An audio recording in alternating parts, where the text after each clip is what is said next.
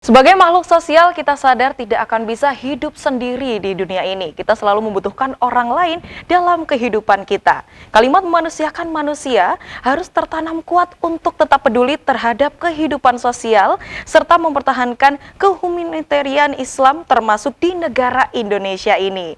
Dunia sedang tidak baik-baik saja, atau dunia sedang bergerak ke arah yang tidak sesuai dengan ajarannya? Kita akan bahas di Kopi Darmo, Kopdar bareng orang-orang pintar. Selamat sore pemirsa, Indah kembali lagi hadir menyapa jamaah Kopdar untuk membahas tema di sore hari ini, yaitu humanitarian Islam dan Islam Nusantara. Di sini sudah kita undang narasumber yang luar biasa, yaitu Dr. Ahmad Swaidi selaku Dekan Fakultas Islam Nusantara Unusia dan Ketua Pengurus Besar Nahdlatul Ulama. Langsung kita sapa ya jamaah Kopdar. Assalamualaikum Pak Swaidi. Waalaikumsalam warahmatullahi wabarakatuh. Apa kabar para penonton TV 9 yang saya hormati? Semoga baik-baik ya. Alhamdulillah. Ini posisi lagi di mana ini Pak Swaidi?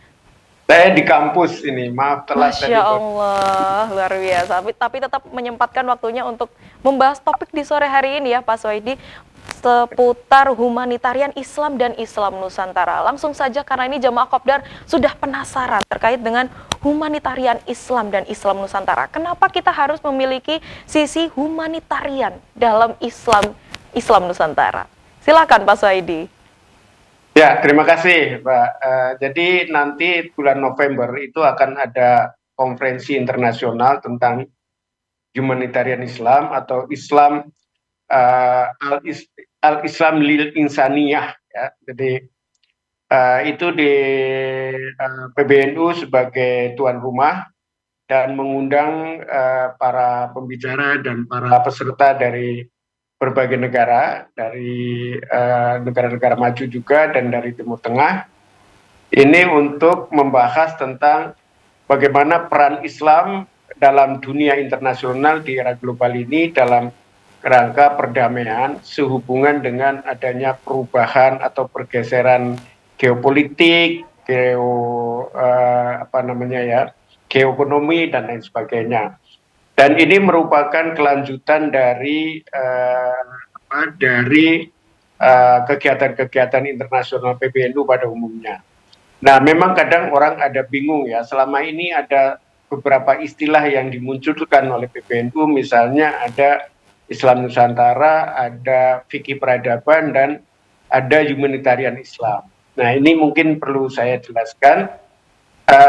Dari sekarang sampai tanggal 4 November nanti ada berbagai diskusi ya di kampus maupun di pesantren dan bahkan para ulama Suriah ya. Di antaranya kemarin minggu lalu sudah di UNS Solo, kemudian minggu depan insya Allah ada di USU, Universitas Sumatera Barat, nanti ada di Manado, ada di Bogor, dan kemudian ada pertemuan khusus Suriah tentang humanitarian Islam.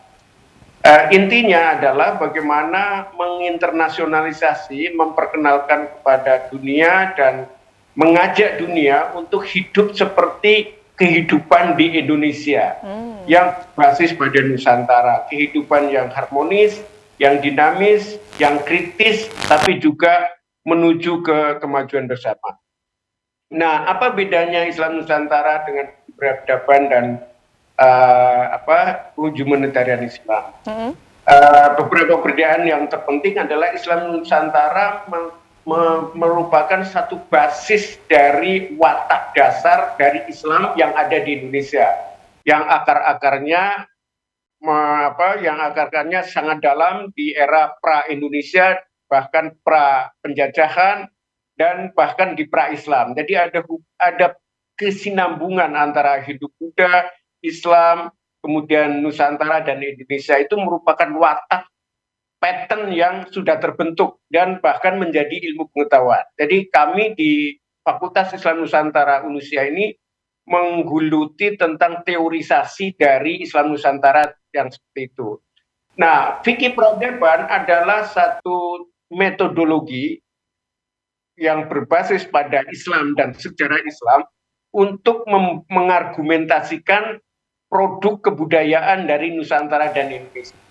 Jadi tidak cukup hanya berhenti bahwa kita seperti ini, tapi ada basis-basis historis dan metodologi di dalam Islam. Oleh karena itu sangat penting keterlibatan dari para kiai, syuriah dan pesantren untuk bergulat bersama tentang tentang pattern dari Nusantara ini.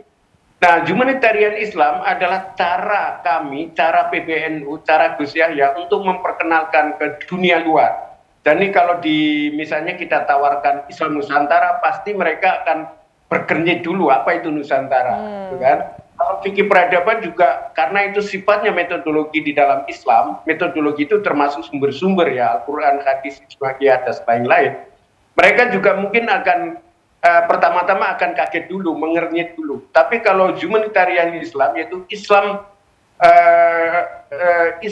kemanusiaan atau Islam lil insaniyah, itu akan cepat ditangkap meskipun isinya atau kontennya adalah pergulatan itu sendiri. Jadi Islam Nusantara perbandingannya dengan Islam yang lain atau budaya yang lain, budaya Barat dan lain-lain, dan sumber-sumbernya termasuk di dalamnya adalah sumber fikih, usul fikih, tasawuf, akidah dan lain-lain. Di situ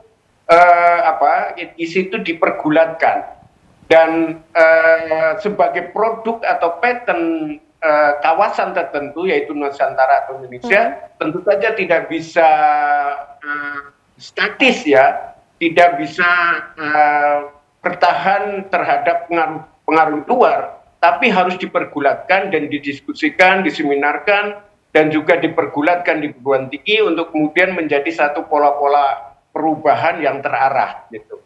Jadi diharapkan nanti masyarakat internasional itu kenal tentang produk, budaya, pattern atau watak dasar dari Nusantara yang positif, yang bisa diserap oleh mereka. Beberapa waktu lalu Sekjen PBB misalnya mengutip tentang Pancasila dan Bhinneka Tunggal Ika, dan itu bagian dari pergulatan Islam Nusantara itu sendiri. Jadi tidak bisa dipisahkan antara Pancasila, Bhinneka Tunggal Ika, Islam Nusantara, dan fikih peradaban itu bagian dari satu produk yang terus dipergulatkan kemudian diperkenalkan kepada dunia internasional. Masya Allah, luar biasa. Berarti itu adalah hal-hal yang memang tidak bisa dipisahkan tapi selalu bersandingan. Oke, Pak Suhaidi, saya penasaran bagaimana tentang penerapan implementasi dari humanitarian Islam, terutama dalam aspek di kampus, mahasiswa, pelajar, terutama di Unusia sendiri, supaya jamaah kopdar ini bisa meniru, oh ternyata yang seperti ini yang namanya humanitarian Islam, supaya kita bisa mempraktekkan dalam kehidupan sehari-hari, Pak Suhaidi. Ya. Jadi sebagai sebuah produk itu sebenarnya ya sebagaimana misalnya keputusan para ulama berupa fikih ya. Tetapi fikih ini lebih memberikan tuntunan kepada masyarakat untuk menghadapi perubahan-perubahan yang bersifat global saat ini ya. Misalnya tentang bagaimana hubungan antar manusia, antar warga negara. Nahdlatul Ulama berpendapat bahwa sekarang ini tidak ada perbedaan antara agama misalnya. Pemeluk agama di Indonesia itu adalah setara, tidak bisa dipisahkan misalnya, tidak bisa dibedakan misalnya berdasarkan agama satu. Yang kedua, kenyataan Indonesia sekarang ini masih terjadi kesenjangan yang sangat besar antara yang sangat kaya dan sangat miskin misalnya. Maka kita perlu berusaha bagaimana agar negara punya kebijakan yang peduli terhadap mereka yang miskin, mengafirmasi mereka yang miskin agar bisa setara dengan mereka yang kaya. Meskipun itu sulit, tapi tetap harus harus diusahakan. Jadi misalnya kalau mau diimplementasikan di dalam kehidupan sehari-hari, apakah di kampus, di pesantren atau di masyarakat, maka kita tidak boleh membedakan manusia berdasarkan agama. Kita harus memperlakukan sama. Yang kedua, soal kemiskinan misalnya itu tidak ada identitas agama, siapapun yang miskin ya harus kita dorong untuk menjadi kaya, ya, bisa dengan manajemen, bisa dengan modal, bisa dengan pelatihan-pelatihan dan lain sebagainya. Itu, nah kalau di dalam konteks nasional, regional, internasional, maka Indonesia harus sebagai bangsa harus berusaha agar setara juga dengan negara lain, ya, dengan mengambil hak-hak. Selama ini kan kapitalisme itu cenderung menyerap ekonomi dari negara miskin ke negara kaya. Seperti Indonesia dieksploitasi untuk dibawa ke sana. Nah, sekarang pemerintah harus punya sikap bahwa boleh orang luar ikut eksplorasi, ikut eksploitasi terhadap sumber alam Indonesia, tapi harus menguntungkan bangsa Indonesia misalnya. Dan inilah bagian dari pencarian usaha dan perjuangan dari humanitarian Islam. Jadi humanitarian Islam bukan hanya harmoni dalam kehidupan sehari-hari tanpa kritik terhadap kesenjangan itu, misalnya tanpa kritik juga dengan eksploitasi oleh negara-negara maju kepada negara-negara miskin, ya, negara selatan Indonesia, tetapi kita juga harus menuntut hak sambil meningkatkan profesionalitas, sambil meningkatkan daya saing, daya negosiasi, dan lain sebagainya. Jadi humanitarian Islam bukan hanya hidup di dalam moralitas, tapi juga dalam ekonomi, dalam politik, dan lain sebagainya. Baik, Pak Suhaidi. Nah, kalau misalnya begitu, ini Indah makin ingin belajar lagi bagaimana dan mungkin apa yang harus kita persiapkan oleh Jamaah Kopdarnya, apa yang harus dipersiapkan untuk mewujudkan humanitarian Islam yang sesungguhnya untuk menciptakan Islam Nusantara yang sebenar-benarnya. Kira-kira mungkin aspek-aspek apa yang harus kita miliki dalam diri atau mungkin apa yang harus dipersiapkan mulai saat ini?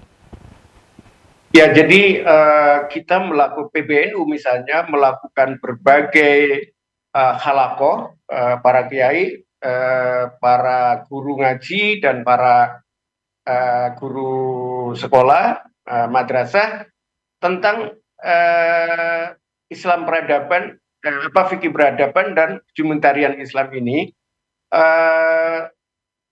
Tahun 2023 itu kita menyelenggarakan lebih dari 250 tempat di seluruh Indonesia, mengumpulkan orang dari 100 sampai 150 orang kali 250. Jadi berapa para tokoh NU yang sudah memberikan penjelasan. Begitu juga nanti tanggal 22-23 itu kita akan secara khusus mengundang para syuriah di seluruh Indonesia untuk dalam briefing, semacam briefing 2 hari, ya, halakoh tentang humanitarian Islam ini. Jadi diharapkan teman-teman dan itu ikut ngaji dengan para kiai.